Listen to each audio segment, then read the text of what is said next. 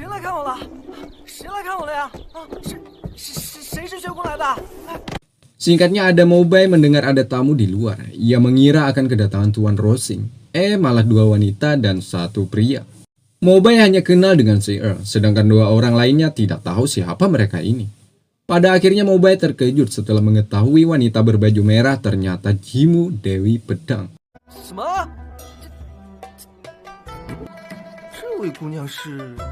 Lalu mereka disuguhi minuman oleh Mobay. Di sini Mobay melihat ada luka di dalam diri Seer. Ia pun memberikan ramuan pil embun musim semi.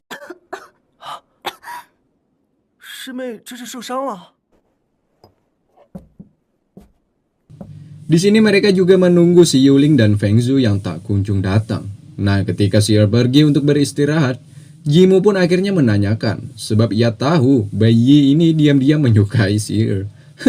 Namun bayi mencoba menyembunyikan rasa itu di depan Jimu. Mantap.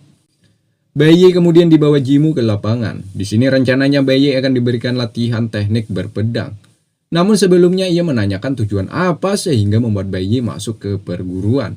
Ya, tujuan bayi hanya untuk menjadi kuat, lalu menyelamatkan guru Kanhua.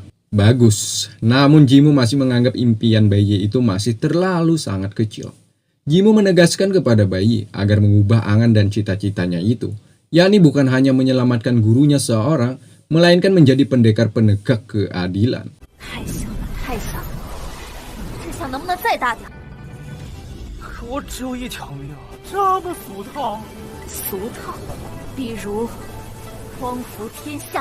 Ya, sebelumnya kita melihat saat bayi mematahkan gagang pedang Jimu.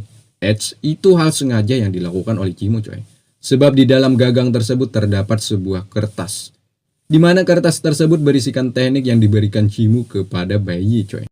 Ya, kertas tersebut pemberian ayahnya Jimu terhadapnya.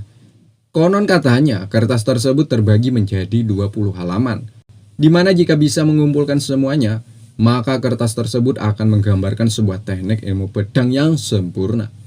Ayahnya Jimu yang memiliki bakat luar biasa, meski sudah memahami isi kertas tadi, namun usahanya nihil alias tidak membuahkan hasil. Jimu pun berprasangka 20 halaman kertas tadi kemungkinan masih belumlah lengkap, sehingga ayahnya belum memahami seutuhnya. Sedikit Jimu juga menjelaskan bahwa halaman kertas sudah terpisah. Ada keluarga Si memiliki 3 halaman, kuil Sanglin 10 halaman, dan ayah kakak iparnya memiliki 20 halaman. Jika potongan tersebut bisa disatukan, maka akan menghasilkan mahakarya yang luar biasa. Di sini bayi mencoba membuka kertas tadi.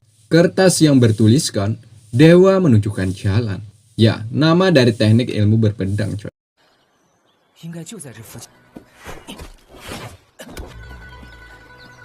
Sementara di hutan ada Muzing sedang menunggu Tuan Rosing. Tak lama kemudian ia melihat kereta kencana yang diboncengi oleh Feng Zhou dan si Yuling. Muzing mengenali si Feng Zhou. Hal itu membuat Feng Zhou sedikit menyombongkan diri. Ia mengatakan kepada si Yuling bahwa dirinya sangat fenomenal sehingga dikenali oleh orang asing seperti Muzing. Di mana Muzing juga menceritakan bahwa dirinya pernah melihat kehebatan teknik berpedang Feng Zhou nan indah. Ya, setelah diingat-ingat akhirnya Feng Zhou tahu siapa Muzing ini. Lantas saja Feng Zhou meminta kepada Muzing untuk membawa ke desa Gunung Ranmu.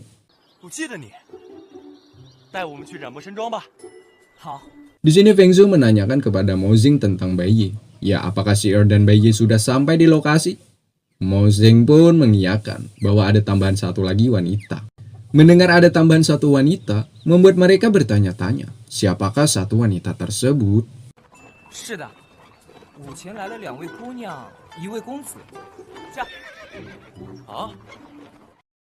Singkatnya, sampai di lokasi. Di sini Mobay menyambut hangat atas kedatangan mereka. Mobay sangat terkejut setelah melihat ada sesosok di dalam kereta ini. Siapa lagi kalau bukan Tuan Rosing, yakni seorang yang ditunggu-tunggu kedatangannya. Ternyata Dongfang ialah Rosing yang diceritakan sebelumnya. Jadi biar enak kita sebut dia Rosing aja ya coy. Oke, gencot.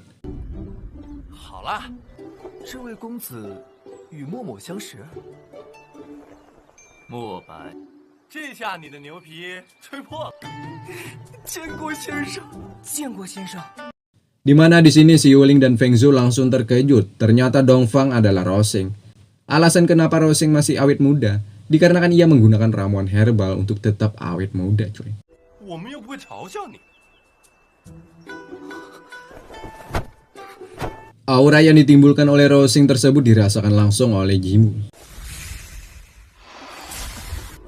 如圣先生比我父亲还大出1倍。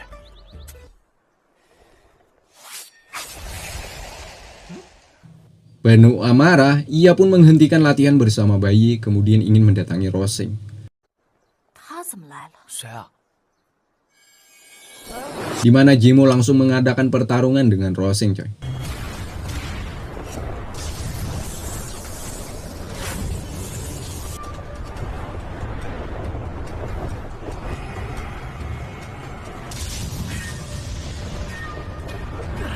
这会让我想起那个少年时的自己。” 东方文林， Untungnya tidak terlalu besar.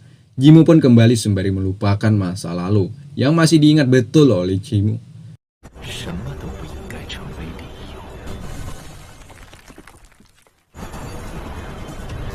爸， Kemudian Jimu mendatangi ke tempat bayi lagi.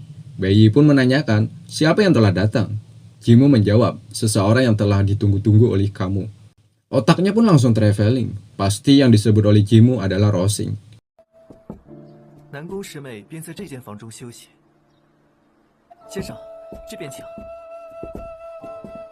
Roseng kemudian menemui Seer. Ya, Seer langsung berlutut kepadanya.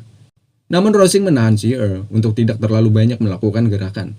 Karena Seer masih dalam keadaan terluka. Di sini Roseng kemudian memberikan sebuah obat kepada Seer untuk kesembuhannya. Lalu bergegas pergi untuk menemui bayi. Saat di luar lucunya, bayi juga tak mengenali Roseng ini, coy. Bahkan ia mengatai dengan sebutan anak gila. 这哪来的疯孩子？疯孩子， 哎呀！ Roseng kemudian mengatakan bahwa dirinya orang yang kau cari. Namun bayi masih tak percaya. Bayi menganggap bahwa anak gila ini ingin menipunya. Mobai mencoba menjelaskan, tetap bayi tak percaya.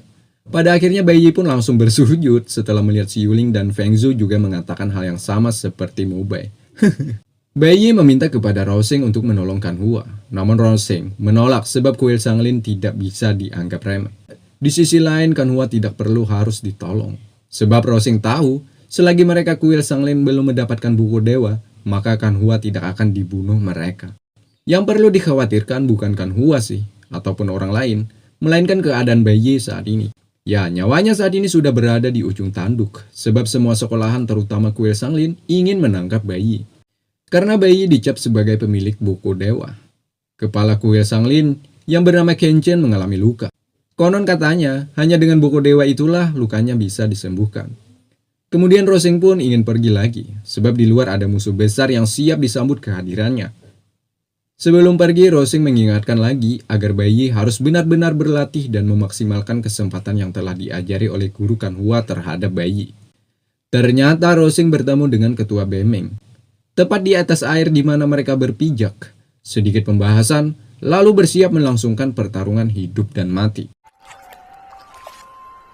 白楼主子，许久未见。